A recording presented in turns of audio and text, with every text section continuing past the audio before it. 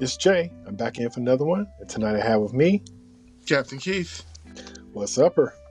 Oh, not much, man. Just living that dream. you That's know. right. That's right. Oh yeah, living that American dream. Oh yeah. No, making it great again.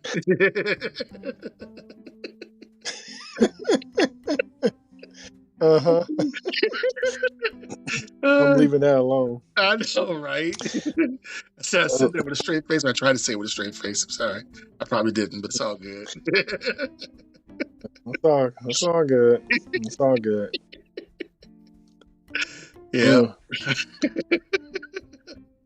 What's going on? No problem.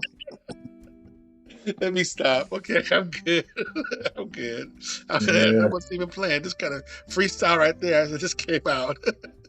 Anyway, yeah, it's a good day though, man. Can't complain.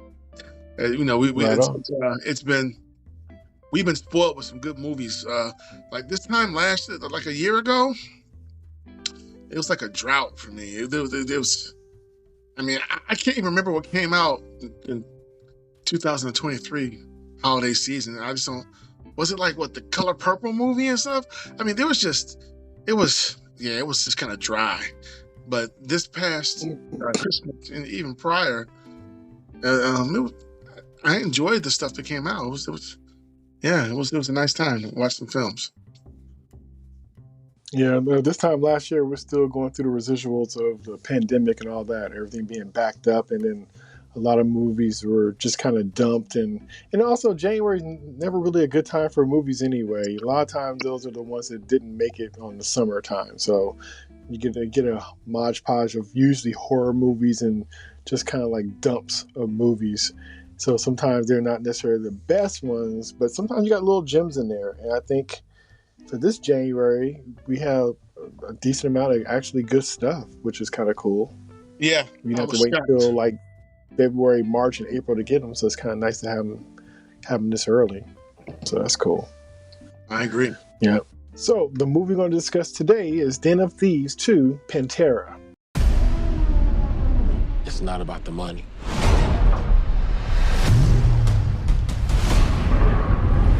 It's about the challenge. Let's go! Can I get in? Can I get your head? And get out? We're clean. Without anyone even knowing I was there. You and I are part of this weird symbiosis. So you only exist because of me. Word is that they fired your ass. I'm broke and I'm sick of being the hunter. Your next job, I'm gonna do it with you. And the cop goes gangster.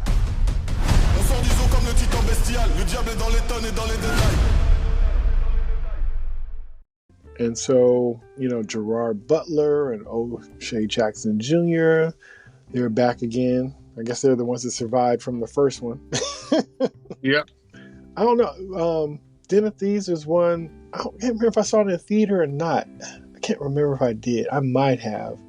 But I know it's one of the ones you never know about some of these movies, it looked kind of like Heat, but then it's kind of like, well, it's not the same budget or the caliber of actors and stuff, so what's this movie going to kind of bring? And it had its own little thing. It was kind of Heat light, but then also it kind of had their little twists and turns in it, and I think the ending for the first one was like, okay, if I was on the fence about this movie or felt all right about it, that ending and the twist and kind of how the whole thing went was like, well, that was refreshing. That's how they made it its own thing.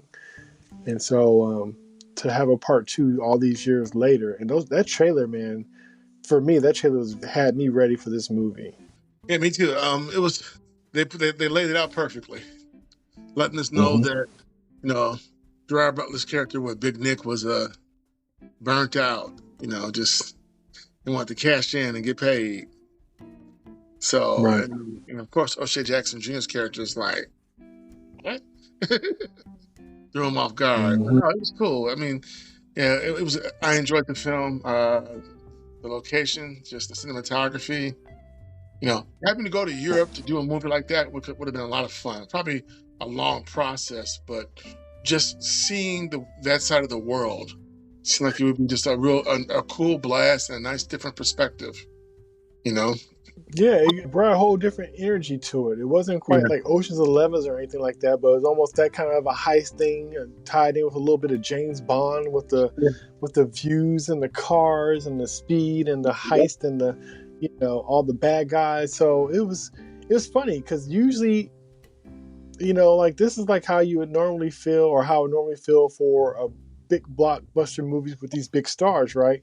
Not necessarily a Gerald Butler driven film or even an O'Shea Jackson Jr. film. So it's kind of funny how, I was looking at this almost like a new Mission Impossible movie or, something like that. It felt like, even though I guess I wanted to see what they were going to do with it, even more so than just the actors, it was just like, it just felt a little bit epic, I guess, because of It did. the way the trailer presented it. It really felt like, okay, let's see what's what. I felt like, even though it was a different movie for sure, I felt it's still up the stakes in a way that was interesting. It was kind of true to the characters, and it wasn't an exact repeat of the first one. So that's hard to pull off. And so for that, I really respect this movie. I agree. Gerard Butler was solid. O'Shea was great. I love that O'Shea was this black man in Europe, fluent in different languages, and you wouldn't have known that unless you could speak. Everybody, so I love that. And that's part of the James Bond aspect of it too, is that he could talk to anybody basically and understand what they're saying. So Gerard Butler played it. He played a burnt out cop very, very well. He sure did.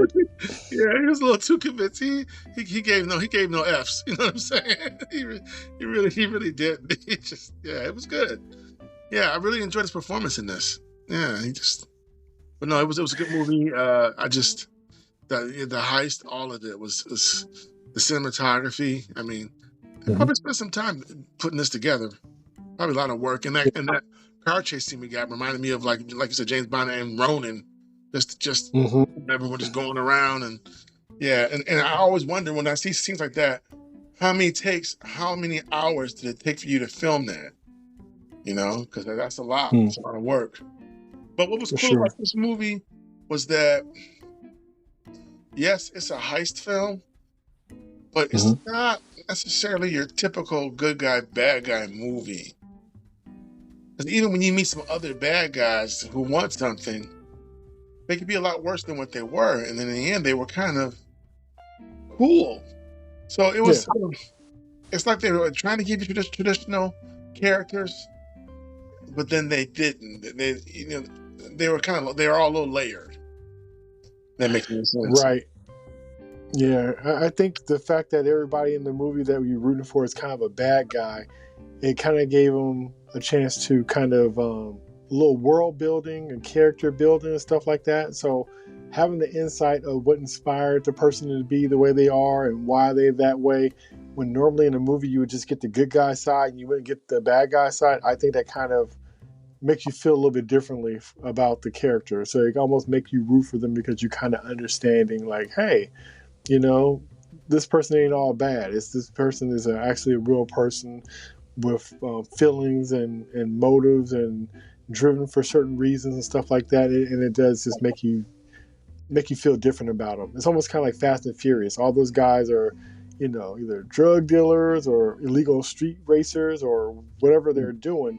But you're rooting for them for all the crazy stuff they're doing all over the world in those cars and stuff. So, first they government's after them, and then they start working for the government. So, yeah, it's just one of those kind of things where, when all you have is the questionable bad people and you give them backstories that's compelling, you do think of them differently. It's not just so black and white, which is pretty cool. I agree.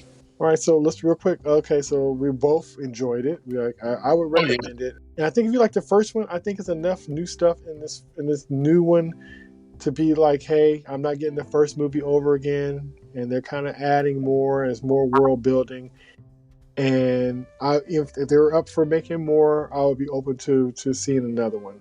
Like I said, to me, I felt like this was like a big time movie with big time actors. The way I feel about those movies, like, oh, I can't wait to see this with this big star and stuff, I felt that way with this, even though it didn't have the same caliber of actors and stuff like that.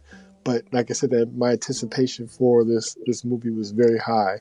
And I'm glad to say that I wasn't disappointed. I really did have fun with this film, with the characters, the world building, the car chasing, the motives and all that kind of stuff, the twists and turns. Because when that first movie, when they gave you that twist at the end, and you're like, wait, what? I thought that was pretty cool. And this did not That was pretty cool. let you down as far as kind of giving you a full meal. I really dug it.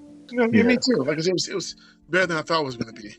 It was cool, and you don't necessarily have to watch the first one to grasp this one, but it was good. It was really good. So yeah, no complaint. But I would say watch the first one only because you get more of the world building of them, the character building from the first movie to kind of translate to this, because really the motives of Gerard Butler's character, Big Nick, you know, the reason why he's where he is and why he's doing what he's doing ties in highly to the first movie.